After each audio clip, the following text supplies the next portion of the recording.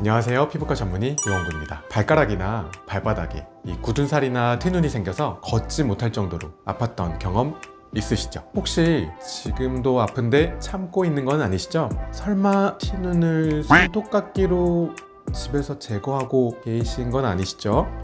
자, 오늘은 티눈을 어떻게 치료하는지, 이 사막이랑은 뭐가 다른 건지, 집에서 어떻게 관리할 수 있는지, 예방할 수 있는 방법은 뭔지 자세하게 알려드리겠습니다. 소중한 그대 피부, 제가 지킬게요. 이 굳은 살이랑 티눈은 반복적인 자극, 이 압력을 받아서 생기는데요. 그럼 티눈과 굳은 살은 어떻게 구분할 수 있나요? 사실 말로만 설명하면 잘 이해가 안 될 수 있을 것 같아서 사진을 몇 장 준비해 봤는데, 자, 이 세 가지 중에 팀장님 어떤 게 티눈일까요? 1번이요. 1번? 1번이랑 2번이 좀 헷갈리긴 하지만, 자, 여기서는 2번인데 잘 찍어봤어요. 자, 티눈이랑 이 굳은 살 둘 다 마찰 같은 반복적인 자극을 받아서 생기는 거예요. 우리 피부가 되게 신기하거든요. 우리 각질층이 물리적인 자극으로부터 피부를 보호하기 위해서, 피부가 나를 보호하려고 자극을 받으면 점점 두꺼워지는 거예요. 그래서 계속 자극을 주면 딱딱해지는 거죠. 제가 매일같이 이 한 부위에다가 자극을 매일 주면 굳은 살이나 티눈이 여기에도 생길 수 있어요. 왜냐하면 나를 보호하려고. 그러면 이 티눈이랑 굳은 살 뭐가 다를까요? 둘 다 자극을 받아서 생기는 건 같은데, 이 티눈은 조금 더 좁은 부위에 힘을 받아서 생기는 거고, 굳은 살은 좀 더 넓은 부위에, 굳이 정확하게 말하자면 한 1제곱센치 이상의 크기의 힘이 작용해서 생기는 거예요. 티눈을 쉽게 설명해 보면, 자, 봐봐요. 쉽게 설명하려고 이걸 준비해 봤는데, 이렇게 잘라서 삼각형, 이런 삼각 원뿔 모양의 핵이 살에 박혀 있다고 생각하시면 돼요. 생각만 해도 아프겠죠? 이 핵이 피부 아래 감각을 느끼는 신경들을 자극하니까 자극이 되는 상황에 따라서 찌르는 듯한 날카로운 통증이 느껴지기도 하고, 아니면 무딘, 얼얼한 통증이 느껴지기도 하는 거예요. 티눈을 제거하지 않으면 어떻게 되는 거예요? 안 돼요. 안 되죠. 이 통증을 참을 만하다고 치료 안 하고 가만히 놔두면 이렇게 튀어나와 있잖아요. 티눈이 자극을 아무래도 더 쉽게 받게 되겠죠.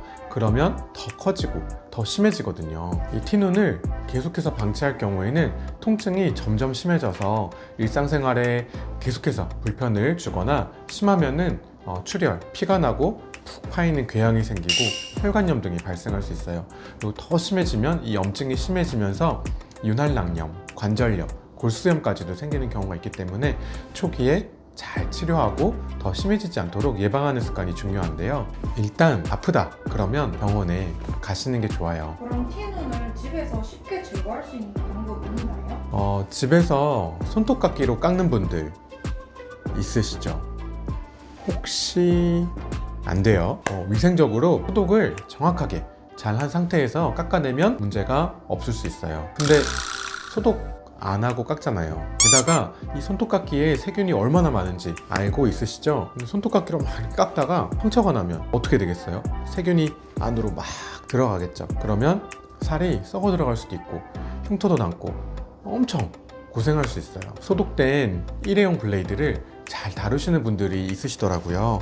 이런 병원에서는 이렇게 소독된 블레이드를 사용해요. 이걸로 잘 깎으시는 분들이 있으시더라고요. 아니면은 저희는 저 아까 보여드린 블레이드를 사용하거나, 아니면 이제 이렇게 소독된 도로코, 이제 여기 도로코 적혀 있는데 요거를 이용해서 제거를 하는데요. 이렇게 소독된 블레이드나 도로코를 잘 쓰시는 분들은 괜찮지만, 그런 경우가 아니면 깎지 않으시는 게 좋겠어요. 집에서 해보겠다고 이렇게 하시다가 병원 와서 정말 고생하는 분들 많으세요. 일반적으로 집에서 쉽게 할 수 있는 방법은 따뜻한 비눗물에 5분에서 10분 정도 발을 담그고 튀는 부위를 부드럽게 해주는 거예요. 그러고 나서 이 부석 아니면 손톱줄로 살살 문질러 주면서 갈아내는 거예요. 상처가 나지 않을 정도까지 갈아내는 게 중요합니다.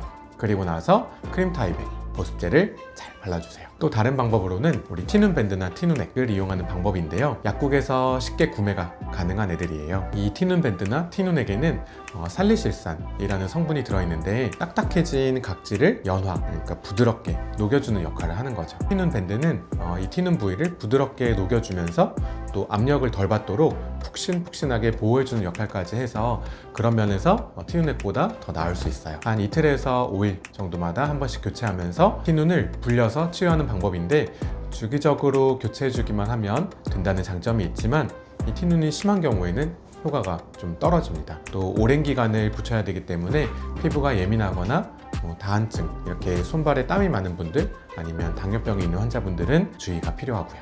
그리고 여기서 중요한 점이 하나 있는데 티눈이나 굳은 살에 티눈 밴드를 붙여도 계속해서 개수가 늘어나고 티눈이 사라지지 않는다면 절대로 집에서 뜯거나 만지거나 깎으면 안 돼요. 왜 그럴까요? 세균이 올 수 있으니까. 자, 이 바로 티눈이라고 생각했던 병변이 사마귀일 수도 있기 때문이에요. 이 사마귀는 HPV라고 휴먼 파필로마 바이러스인데 이것 때문에 생기는 전염성 질환이에요. 이 부분은 중요한 내용이라서 또 다른 영상에서 한번 자세하게 다뤄보도록 하고요. 그러면 티눈이랑 사마귀를 어떻게 구분하는지 궁금해하실 것 같은데 간단히라도 알려주시면 안 될까요? 좋아요. 우선 압력을 받는 부분이 아닌데도 여러 가지 티눈 같이 생긴 애가 여러 개 생긴다.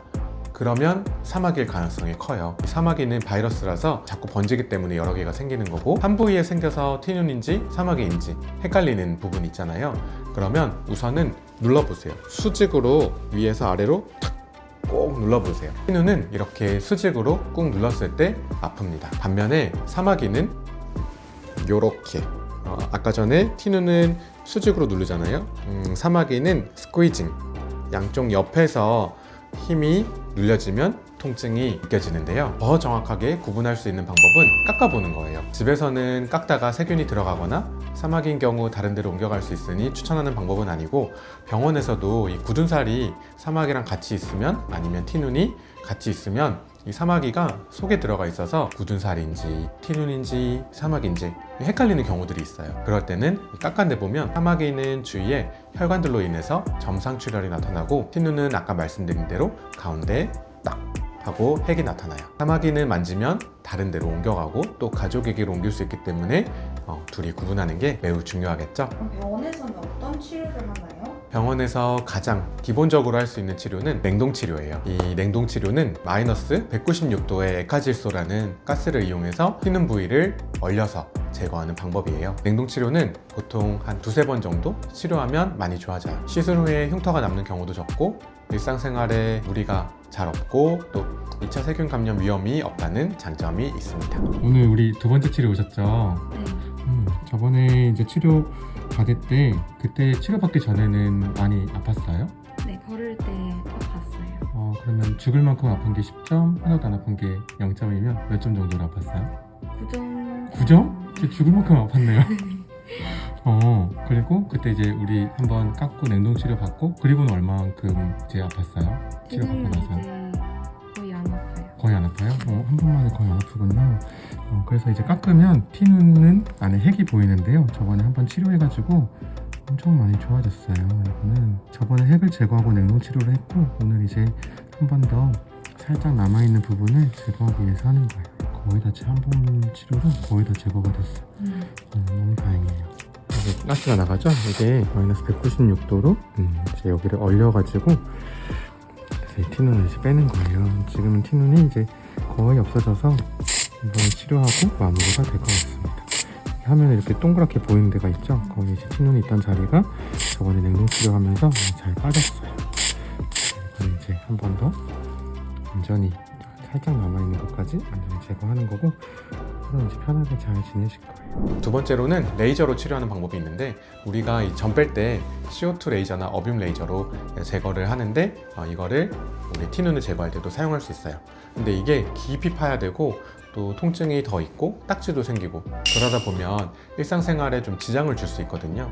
병원마다 다를 수 있겠지만 저는 레이저 치료보다는 냉동 치료가 좀 더 일상생활에 편할 수 있어서 저는 냉동 치료를 더 선호합니다. 그리고 사실 이 레이저는 보험이 안 돼요. 그래서 건강보험이 적용되는 냉동 치료 먼저 하고 치료가 잘 안 되는 분들은 레이저 치료로 넘어가는 방법을 사용하고 있습니다. 그 외에도 이 병변이 되게 작으면 이 펀치 절제술이라고 도장처럼 생긴 기구가 있는데 이걸 이용해서 그 부분만 제거하는 방법도 있습니다. 티눈을 예방할 수 있는 방법이 따로 있을까요? 있죠. 티눈이 왜 생긴다고 했죠? 그 외부적인 자극이. 그렇죠. 물리적인 자극, 외부 자극, 압력 이런 것 때문에 생기잖아요. 이거를 제거하면 안 생기겠죠. 그래서 제거할 수 있으면 제일 좋고 최소한의 압력을 받도록 하는 게 도움이 됩니다. 원인이 되는 압력을 최소화하기 위해서 꽉 조이는 구두는 피하고 신발은 좀 더 푹신푹신한 걸로 신어주는 게 좋아요. 한 치수 큰 신발을 넉넉한 사이즈로 신는 것도 도움이 될 수 있지만 또 너무 헐렁하면 오히려 이 신발이 자꾸 움직이면서 자극이 될 수도 있으니 편한 신발을 신는 게 제일 좋습니다. 그리고 간혹 오시는 분들 중에 이 체중이 급격하게 증가하면서 티눈이 생겼다고 오시는 분들이 있는데 이게 평소보다 더 많은 압박을 받게 되면서 티눈이 생기게 되는 경우거든요. 이럴 때는 체중 감량을 하시는 게 도움이 될 수 있습니다. 티눈을 제대로 치료하지 않으면 이 체형에도 문제가 생길 수 있어요. 티눈은 대부분 발에 많이 생기는데 발바닥뿐만 아니라 걸음걸이에도 영향을 줄 수 있거든요. 우리가 걷는 자세가 중요한데 자세가 틀어지면서 골반이 뒤틀리거나 심한 경우는 척추가 휜다던가 이렇게 되면 치료를 해도 체형에 변형이 왔기 때문에 티눈이 또 생길 가능성이 높아요. 압박을 받지 않는 부분에 티눈이 생겼다면 평상시 걷는 자세, 앉아있는 자세를 바르게 하고 체형 교정을 같이 해주는 게 도움이 될 수도 있습니다. 오늘은 티눈, 굳은 살, 사마귀를 어떻게 구분하는지 또 어떻게 치료하고 집에서 어떻게 관리하는지 자세하게 설명드렸는데 많은 도움 되셨죠? 소중한 그대 피부 제가 지킬게요. 도움이 되셨다면 구독, 좋아요, 알림 설정 부탁드리고 다음에 또 유익한 영상으로 찾아뵙겠습니다.